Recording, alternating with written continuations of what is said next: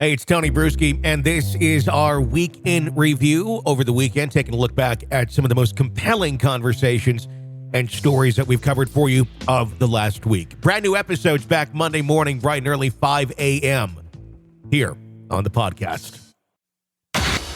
Murder in the morning from the Hidden Killers podcast. Hey, it's always interesting when someone is in question for being a bad person, like, I don't know, say being a serial killer, the Long Island serial killer, to have some perspective on just what were they like day to day. People wonder these sort of things. If someone is capable of committing such heinous crimes or alleged to have commit such heinous crimes, you are kind of curious. So what's that guy like at work? What's he like when he goes through the drive-thru at Taco Bell? What kind of human are we dealing with on a regular basis? And sometimes that's really boring. There's really not much to know because they fool everyone. And sometimes they leave a mark in other ways where they're not the most congenial human being and they feel like maybe something's off, but maybe not to the level of knowing that they're a serial killer, but something's off. We have some interesting accounts here, or a interesting account of Rex Heuermann, who is accused of being the Long Island serial killer. And we're going to go through it. It's involving his architectural firm and some of the work that he was intimately involved in. When you see pictures of Rex, Stacey, I mean, does he give you the creeps? Does he give you any sort of feeling as, like kind of Kohberger does or anything like that? Yeah, I'm getting vibes from him. I watched that video of him talking about being a fixer that's roaming around on the internet, kind of the first video that we've had of him where somebody was like doing a documentary. Mm-hmm. And I got the creeps from it. And I'm trying to remove myself from the situation that while I'm watching this, would I have gotten the creeps had I not known what he allegedly did? He still seems like an arrogant kind of a human. And the things that I've read, sounds like he has got some serious issues with women.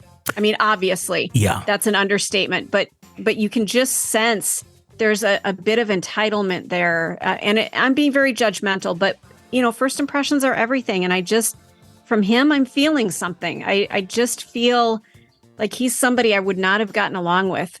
Mm-hmm. Including the fact, and I'm so offended by this, and I'm going to throw this out here, that he was targeting petite women, and I am under 5 feet tall, and it just reverberated with me. It just rocked me to my core when I read that. Sure. I'm not a sex worker, but I am petite. I'm not a sex worker, but I am petite. You're gonna isolate that audio and use that against me at some point. I got to put that on a hotkey where it's just like, what do you think of that, Stacey? I'm not a sex worker, but I am petite. Do it on a day when you're like sick or something and you're like, hey, Stacey's here. Just all strange things. That was a very weird episode with her. Yes, that's such a radio thing to do to your coworker. Absolutely. It is 100%. Yep. The story of this one, and it was originally reported by the New York Post, the early hours of seemingly ordinary Friday, July 14th. This is just a couple days ago. Mm-hmm. Real estate agent Jeffrey St.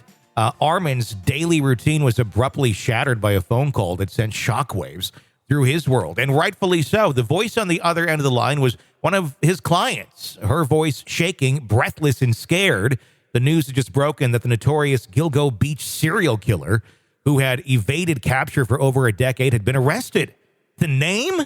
Rex Heuermann. This is where chills go up their spines. An architect that she had worked closely with over the past year on a Brooklyn brownstone project. Jeffrey of Sirhant vividly recalls his interactions with Heuermann, yet it was his client's chilling experience with Heuermann that drew a cold veil of shock over their past professional association. Speaking on the condition of anonymity, she recounted her baffling encounters with Heuermann, which dated back to 2002, when she had purchased her Crown Heights home. Fast forward 2 decades later, 2022, Heuermann played a significant role in the renovations of her property as the expediter and architect, which was ultimately sold. I think that's probably a good thing that it was ultimately sold, because I don't think you want to be sitting in the house or knowing, hey, you know what? The Long Island serial killer helped design this. She drove. Yeah, that's not a good selling point. Not really. Not really. She drove him home one time because she actually relocated to Long Island. St. Arnold told the Post, hinting at a journey along with a path that was dark and desolate. Reflecting on that eerie drive home, the client revealed a haunting conversation that had taken place between them. Quote, at one point on the drive, we talked about the Gilgo beach murders. We even discussed the burlap and why someone would use that. In retrospect, thinking about that conversation, it is just bone-chilling, she confessed. She delved further into her interactions with Heuermann during the renovation. She noted his peculiar behavior throughout the transaction. He was becoming very difficult to work with, even becoming belligerent at times. He was constantly arguing with the plumber on the job and questioning his work. Just very odd behavior, she said. For some reason in the transaction, he would constantly say, and this is, I think, important, I'm not doing anything to get a fine or open an investigation of my license. Oh, boy. Very much does not want attention on him whatsoever. And nobody would. Nobody wanted an investigation into your work or your license. But I think even more so if you might happen to be a serial killer. After the finalization of the property sale, her distaste for Heuermann had grown to such an extent that she preferred him not to attend the closing. When we ultimately were able to close on the property, I had such a bad experience with Rex that I told him not to attend the closing, she said. Regardless, he was still owed a balance of payment, which made a separate trip to the attorney's office to pick it up. Apparently, he had some disagreement with one of the women associates at the firm. This associate was so uncomfortable with her exchange with Rex that she refused to be in the office when he picked up the check. Ultimately, the partner... Okay, that's really telling, isn't it? 100%. Ultimately, the partner at the firm gave the check to Rex when he arrived with his daughter, she explained. That's extremely telling. If you're making someone at the front desk so uncomfortable that you can't be there, there's something very wrong with your personality. And everybody's upset from time to time. But if that's setting someone off so much so that they just, I don't want to be around this, yeah, that's a bit nuts. Have you ever dealt with somebody where you're like, I can't be in the same room with that person? I've worked, Will, you and I have both worked for somebody like that. Yeah, I have. He would be one of those people that we had a boss years ago that would sexually harass half of our staff and proposition them. And I think even hired some with the expressed belief that he was going to get sex because he was hiring them. I saw the emails. He was one. He's probably on the top of my list. Yeah, I think at some point we're going to hear some stories that maybe he was a serial rapist and we'll go, yeah, we knew him. And we sounded the alarm on him, you especially. I was harassed by him and he always gave me just the creeps, that there was always something that just made you feel off. And I think, especially as women, you have to trust that intuition, that gut feeling of something's not right here. So I'm imagining kind of the same with this guy, that people were getting that vibe from him that something's not right. They give it off and they're completely unaware. I think what really defines that is their unawareness of their behavior. I think that's what makes it even more creepy. Sometimes even more so than just like and I'm not saying just like, it's no big deal, even more so than a jock that seems to, just think he's all that. And I'm thinking more back to younger days, like high school, college time, where some guys are kind of like that and the women kind of fawn at that. That's not what I'm talking about. I'm talking about somebody who just, they were in the shadows. They feel that there's a miscarriage of justice to them and that they're owed the attention of women because they're not that bad jock guy who's just going to use them. But then they turn to this whole other creepy guy that obsesses and follows unwantedly, makes advances that are not wanted, and then gets even more upset because they're not accepted. And then that's what you get with, I think, somebody from the profile, kind of like Koberger. That's what you get with the incel movement and people that go down that route. And they have a whole support community now for that. But that's part of it. They're completely unaware of how absurd their ambiguity. Here's the word again. Ambiguity. Ambiguity. I'm not even reading it. I just can't say it. Ambiguity. It's a tough word. It's okay. Someday I'll get it. They're They don't realize it. And I think that's the lack of self-awareness is what makes it super creepy. But yeah, I agree with that. And it's part of that plays into maybe them being able to do this, that they just are not self-aware. There's no way for them to look in the mirror and go, what the fuck am I doing with my life? They don't have any way of doing that. There's no introspection. And if there was, one who is in a healthy mindset would be like, holy shit, what am I doing? And how, that's, I mean, I look back on like being a teenager and, your hormones are running wild and all that. And, guys, how you kind of get obsessive sometimes on a girl. And I never stalked anyone or anything like that. But I remember just kind of those feelings of, just very strong testosterone or whatever it is, where you're just like, wow, this really, you get really kind of amped up about something. And some people just stop. Most guys just, okay, can calm down. I'm going to be good. And then as you get older, that seems to kind of calm down. But then you have the ones that then act on that sort of thing and think that they're going to get some sort of justice for their own fucked up feelings. It's really creepy when one can't control things like that. Or it just continues well into later life and they never learn.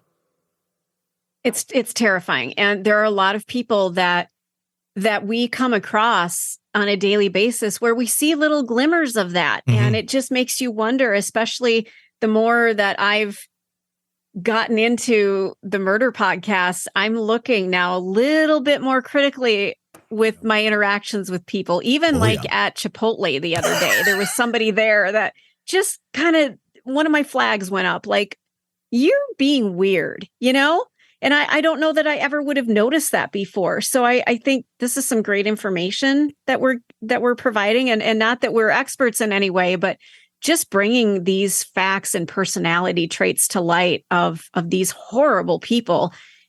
It's worth having it in your head just to be aware. You also have to understand that just because he gave you a little extra barbacoa doesn't mean that he's going to kill you in your sleep. May mean something else, but it's kind of a. So that's some of the interactions that have taken place. St. Arnold shared that the property was eventually sold to a celebrity buyer whose identity remains a secret. I wonder who that is, and I wonder what they're thinking now.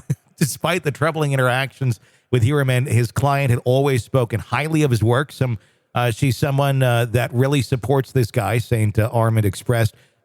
She needed the weekend just to decompress, he added, as she grappled with the shocking revelation of Heuermann's arrest.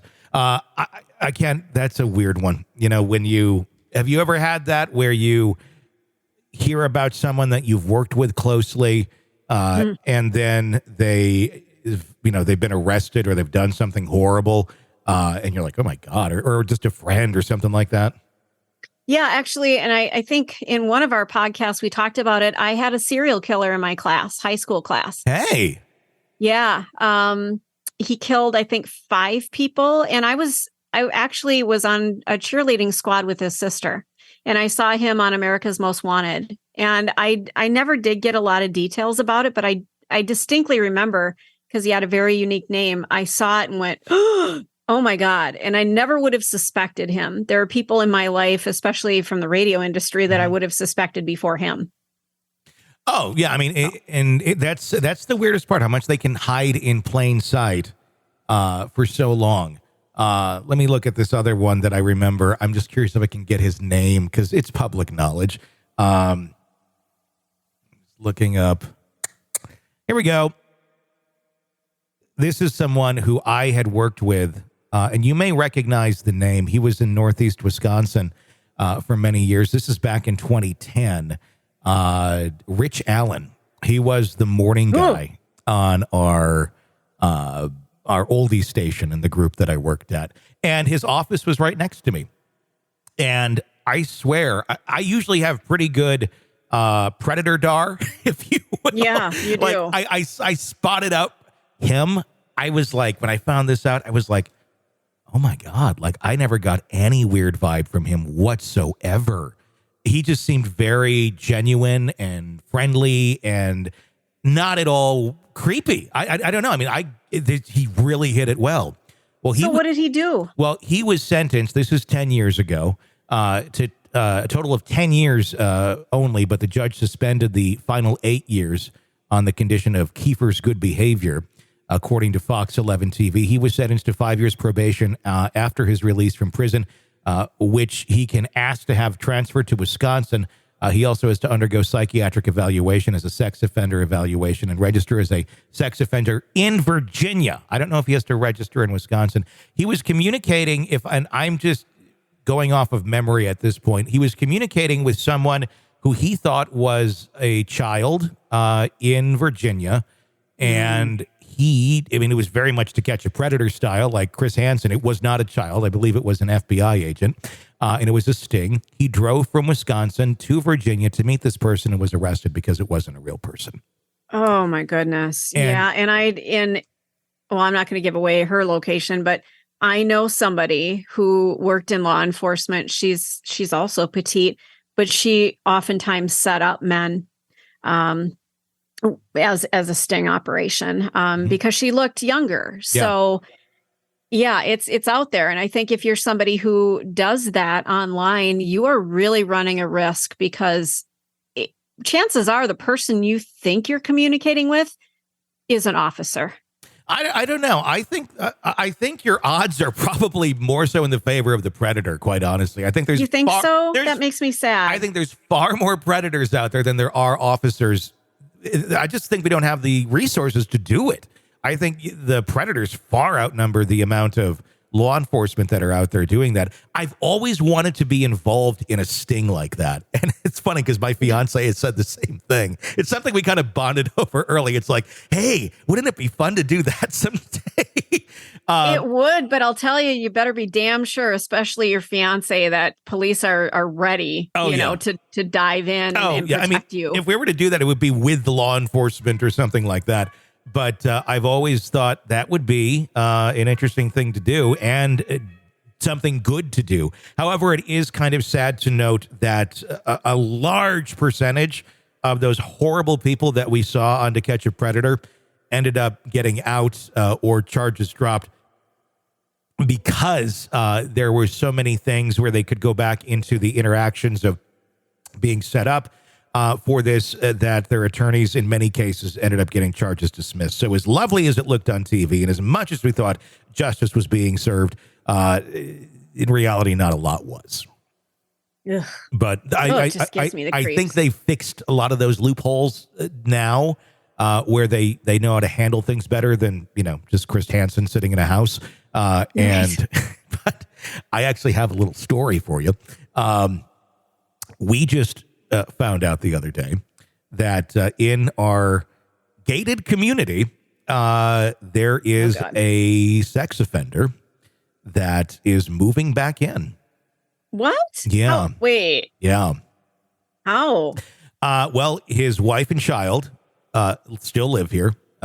And my first reaction was, why are you still with him?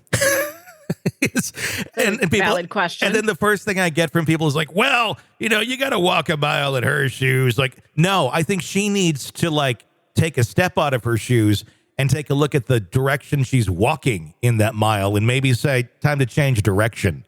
Granted, yeah, that can't be easy, but your husband was just arrested on charges of having nearly 5,000 images of child pornography in his computer from the ages of 4 to 16.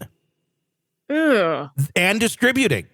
So Ew, okay. It's one thing if you search something and, oh my God, that shouldn't have landed on my computer. And you're like, holy crap. Yeah. Oh, I've had that happen. Yeah. And you click out of it and you never go back to it. It's another to distribute it. Yeah. And he was sentenced to 20 years. And of course, because our judicial system works so well, he's out in 3? I think. Oh, that makes sense. 3 to 5, he's gotten out. He's on parole. And there's a meeting I'm going to tomorrow for our community. The formal, hey, by the way, sex offenders coming back to move in. And there's not a lot anyone can do, from what I'm understanding. Like, you can't technically harass them because they have rights too. And I do completely say that like that. I don't believe they do have rights. After you're into child porn, you've lost all your rights. Well, absolutely. There's no reason to, there's no reason to say I'm in love with children and I want to have sexual relations with children. It's not acceptable in our society, and you need to abide by that. Well, number one, you're not rehabilitatable. You're not. So that's out the window. You're going to live back in a home with a minor, with a child. Granted, it's yours, but I guess the law says, hey, if somebody's going to fuck somebody, might as well be their own kid. You know, it doesn't make any sense. It doesn't make any sense at all. Like, if you are into that, you shouldn't be allowed near any children, especially your own. Those kids are so better off having no one as a father than a sex offender as a father. I'm going to agree with you, because I don't know that they can draw the line of what's appropriate and what's not, especially somebody who is residing in your home, wearing pajamas, wearing sweats.